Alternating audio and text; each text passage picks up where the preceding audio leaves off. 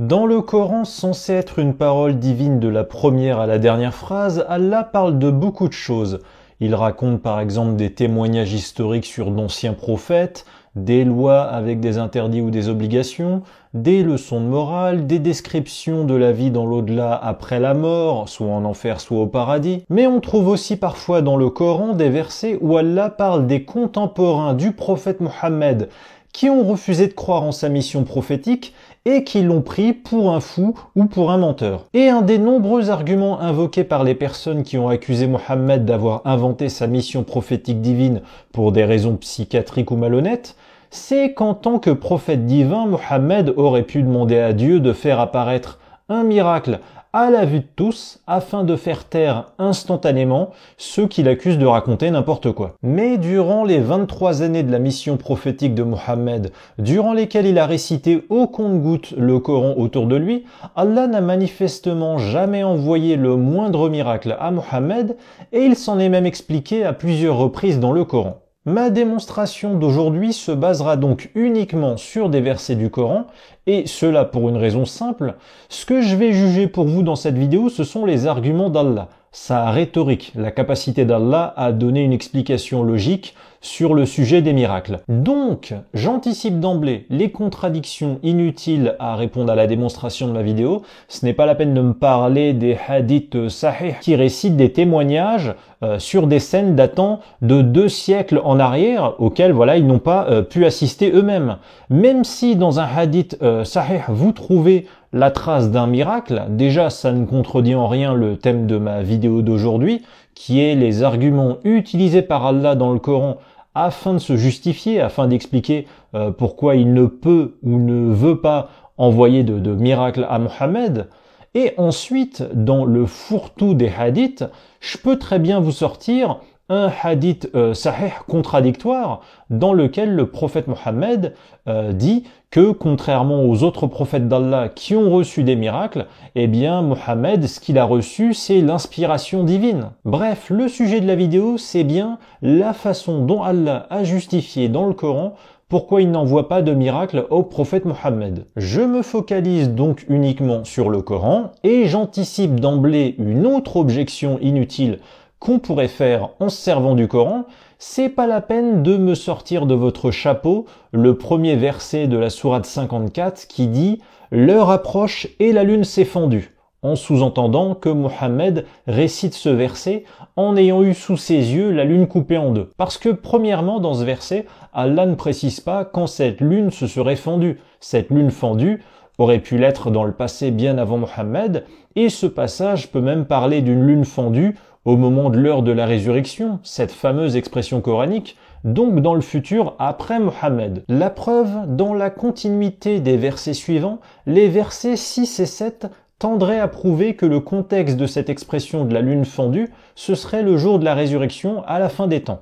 Bref, on ne sait pas ici si le propos dans ce premier verset parle ou non d'une lune fendue au temps du prophète Mohammed sous ses yeux en guise de preuve miraculeuse fourni à Mohammed par Allah, et comme je le soupçonne, les hadiths contiennent parfois des récits d'apologie de l'islam par des musulmans ayant pour intérêt d'embellir ou de crédibiliser l'islam. Donc c'est facile dans des textes de hadiths qui datent de 2 siècles après la mort de Mohammed d'avoir un témoignage d'un descendant, deux descendants qui prétend que son arrière-grand-père certifie avoir côtoyé un voisin ayant vu la scène de la lune coupée en deux à la demande du prophète Mohammed. Ça fait trop d'intermédiaires espacés dans le temps, surtout à cette époque. Et comme je vous l'ai dit, parfois on peut trouver des hadiths où le prophète Mohammed admet que c'est pas lui, mais les autres prophètes qui ont reçu des miracles. Donc les hypocrites qui ne prennent que les hadiths qui les arrangent et ferment les yeux sur les contradictions qui ne les arrangent pas, si vous voulez les hadiths d'un même recueil, cela inclut d'accepter ces contradictions. Et si vous en écartez volontairement ces contradictions, alors autant n'en prendre aucun. Alors dans le sujet de ma vidéo qui est des versets du Coran dans lesquels Allah explique pourquoi il ne veut pas ou ne peut pas envoyer de miracle au prophète Mohammed, il est donc question de miracle que l'on va définir de la façon suivante. Tout acte qu'un prophète accomplit ou obtient de la part de Dieu dans le but de prouver aux autres qu'il est bien un prophète de Dieu. Du coup, j'anticipe à nouveau une autre objection inutile qu'on pourrait me faire à partir du Coran. C'est pas la peine de me parler du soi-disant voyage nocturne du prophète Mohammed de la Mecque à Jérusalem ou de son ascension cette nuit-là vers les cieux. Ce genre d'histoire dont vous parle peut-être le premier verset de la sourate 17 du Coran ou les versets 1 à 8 de la sourate 53 du Coran ne décrivent pas des actions devant des témoins humains extérieurs.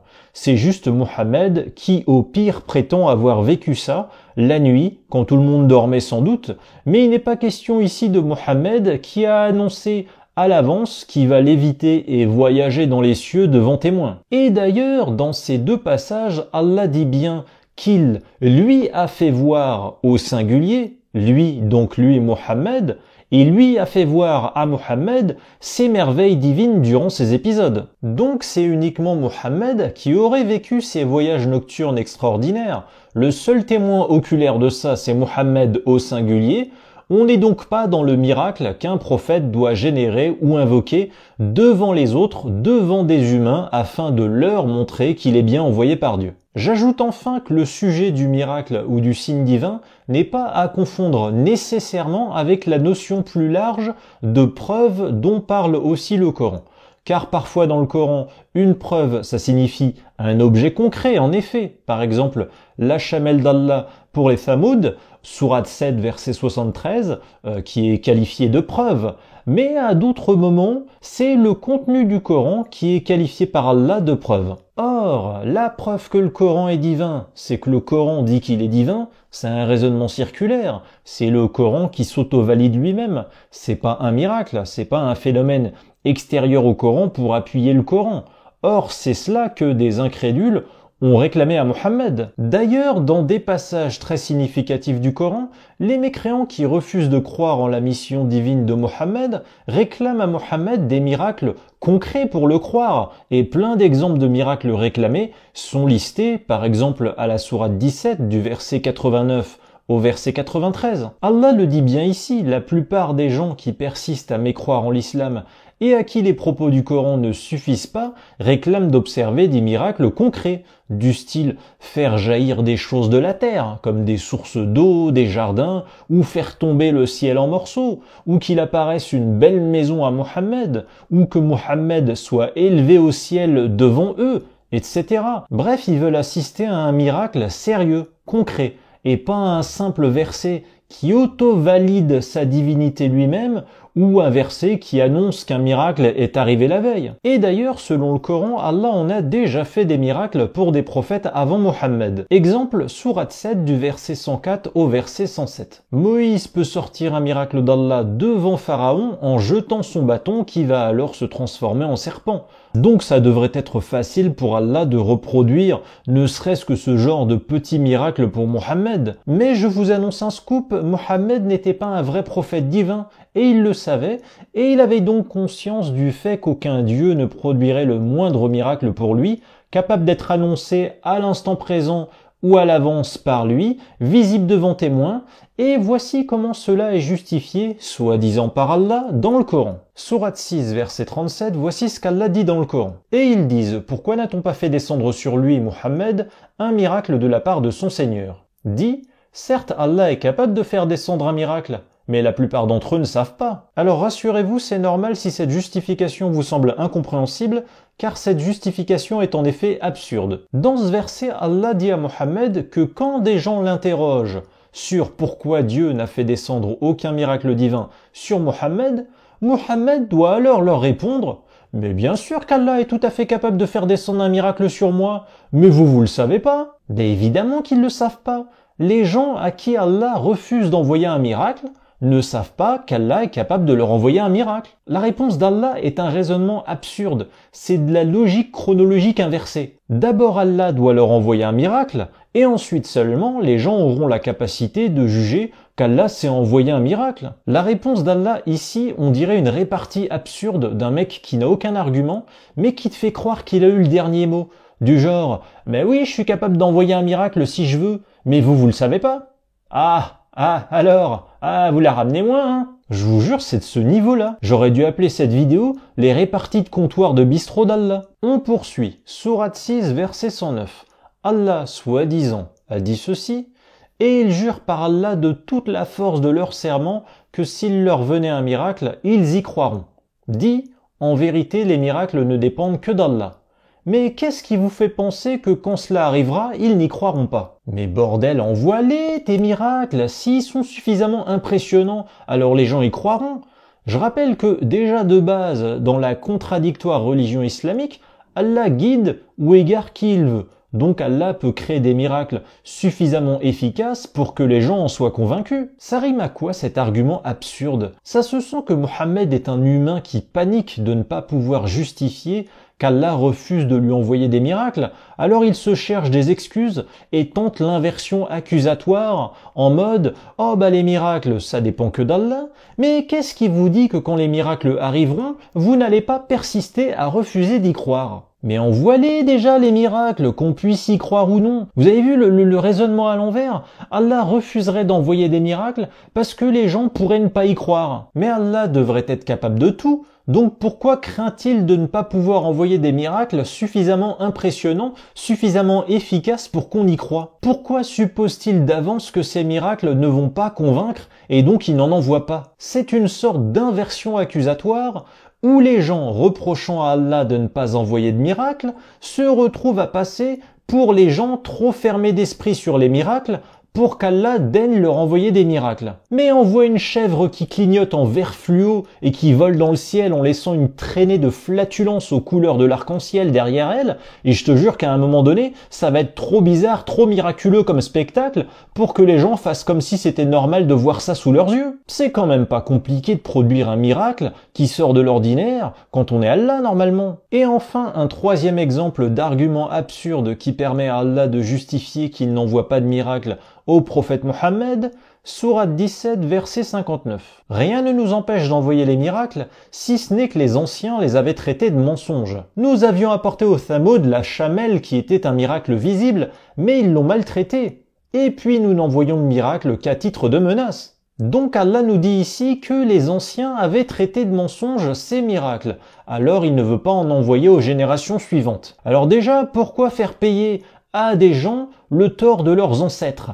Ça rime à quoi de dire à des gens « Je vais pas vous envoyer de miracle car les anciens avant vous n'y ont pas cru ». Tu es censé être Dieu Tout-Puissant, envoie des miracles suffisamment impressionnants et efficaces et les gens y croiront peu importe l'époque. Au passage, cet argument est le contraire de la responsabilisation individuelle en faisant porter à des gens le tort d'anciens avant eux, en plus de prouver qu'Allah ne sait pas faire de miracles suffisamment efficaces et impressionnants. Car Allah est censé être omniscient, omnipotent et devrait tout savoir faire. Et en outre, pourquoi Allah a pris la peine d'envoyer des miracles dans le passé aux anciens, alors qu'avec ses dons de prescience, de voyance, il aurait dû prédire que ces miracles ne seraient pas crus par les anciens? On apprend donc avec le Coran qu'Allah échoue, qu'Allah fait une action dans un but précis, mais Allah échoue. C'est suspect. Et pour illustrer son propos de miracles qui n'ont servi à rien dans le passé, Allah évoque une chamelle dont je vous avais déjà parlé un peu plus tôt comme miracle à un peuple incroyant, mais déjà c'est un miracle nul car une chamelle c'est pas un miracle extraordinaire, c'est juste un simple animal arbitrairement choisi et en plus cette chamelle a été tuée. Donc pourquoi Allah envoie une créature miraculeuse en guise de signe alors que des humains peuvent la tuer? Et qu'Allah aurait dû le deviner à l'avance et ne pas en subir la surprise, lui qui est censé voir le futur à l'avance, omniscience oblige. Et donc, à cause des anciens, Allah n'envoie pas de miracle.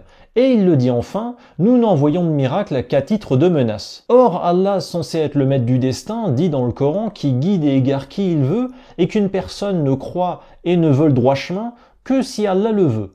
Donc pourquoi menacer des gens qui refuseraient de suivre la volonté d'Allah ou ses signes alors que croire et être dans le droit chemin, ça ne peut se faire sans la volonté d'Allah. Allah est le seul responsable de la capacité de ces miracles à motiver les incroyants, point. Enfin bref, peu importe la motivation d'Allah qui lui fait envoyer des miracles à travers les époques, que ce soit pour menacer ou pour convaincre, ces justifications pour refuser d'envoyer des miracles à Mohammed n'ont aucun sens. On dirait que c'est un humain frustré et fourbe qui a écrit ces versets absurdes qui confondent la cause et la conséquence. Donc pour conclure, je vous ai analysé 3 versets issus de 2 sourates différentes où Allah explique à des humains les raisons qui l'empêchent d'envoyer des miracles à Mohammed. Et ces 2 sourates, sourate 6 et sourate 17, sont, selon la plupart des classements traditionnalistes, venus chronologiquement après la sourate 54, dont le premier verset, pour rappel, dit « L'heure approche et la lune s'est fendue ». Donc si ce passage dont je vous ai parlé tout à l'heure devait signifier une lune coupée en deux par Allah pour Mohammed et devant des témoins, alors dans le verset 37 de la sourate 6 qui est descendu après chronologiquement, Allah aurait dû dire « Et ils disent, pourquoi n'a-t-on pas fait descendre sur lui, Mohammed, un miracle de la part de son Seigneur ?» dit « Mais si, vous vous souvenez pas, j'avais montré la lune fendue en deux en guise de miracle pour le prophète Mohammed devant témoins. Or, ça n'est pas le cas. En tout cas, je vous l'ai dit, la façon d'argumenter d'Allah dans ces 3 passages que j'ai analysés pour vous me semble selon moi bien discréditer l'islam car Allah s'y exprime vraiment comme un humain incohérent qui raconte n'importe quoi. Et ça tombe bien, je soupçonne le véritable auteur du Coran d'être un simple humain faillible et incohérent. On récapitule. Allah n'envoie pas de miracle car il peut le faire, mais les gens à qui il n'en a pas envoyé ne savent pas qu'il peut le faire. C'est absurde. Allah n'envoie pas de miracle car qu'est-ce qui nous prouve que quand il en enverra, les gens qui n'y croient pas ne vont pas persister à ne pas y croire? C'est absurde. Et enfin, Allah n'envoie pas de miracle parce que les anciens avant nous n'y avaient pas cru. Alors pourquoi il en enverrait à nous? Là encore, c'est absurde. Et quand Allah a envoyé une chamelle divine en guise de miracle, des gens mécontents l'ont tué. Alors déjà, le miracle Éco+ d'Allah est même pas invincible, on peut en faire du méchoui, tu parles d'un miracle. Voilà, tout ça c'est l'argumentation logique de l'être censé être le plus intelligent et le plus savant du monde, à savoir Allah. Est-ce que ça vous a convaincu? Moi ça m'a pas convaincu. Voilà, la démonstration de cette vidéo est à présent terminée. C'est vrai que c'est très courant parmi les ex-musulmans, et moi le premier, de discréditer la pensée de l'auteur du Coran sur 2 types de sujets majoritairement, à savoir d'un côté les valeurs morales et de l'autre les faits historiques ou scientifiques. Mais l'argumentation logique avec laquelle Allah doit se justifier auprès des humains, qui est un domaine à part que je ne classe ni dans la morale ni dans la science, c'est aussi selon moi un sujet d'analyse qui permet de démontrer quelque part les origines humaines du Coran, ou tout du moins que l'auteur du Coran a une rhétorique d'être faible, contradictoire, et même, nous l'avons vu, absurde. À la limite de la blague, on dirait presque des arguments de bistrot pondus par une personne qui veut blaguer ou n'a pas toute sa tête. Un grand merci, comme d'habitude, à tous ceux qui ont déjà fait un don sur ma page de dons participatifs Tipeee afin de m'aider dans mon travail indépendant d'informations critiques sur l'islam. Tous les liens sont dans la description si jamais vous voulez et vous pouvez m'aider. Ah, et surtout, n'oubliez pas de vous abonner à ma chaîne YouTube. Ça ferait plaisir à Allah et en plus c'est lui qui m'a demandé de vous le dire. Ah, vous voulez une preuve? Bah moi je peux vous donner une preuve sans problème. Mais si je vous donne la preuve, qu'est-ce qui me dit qu'après vous n'allez pas quand même persister à ne pas y croire?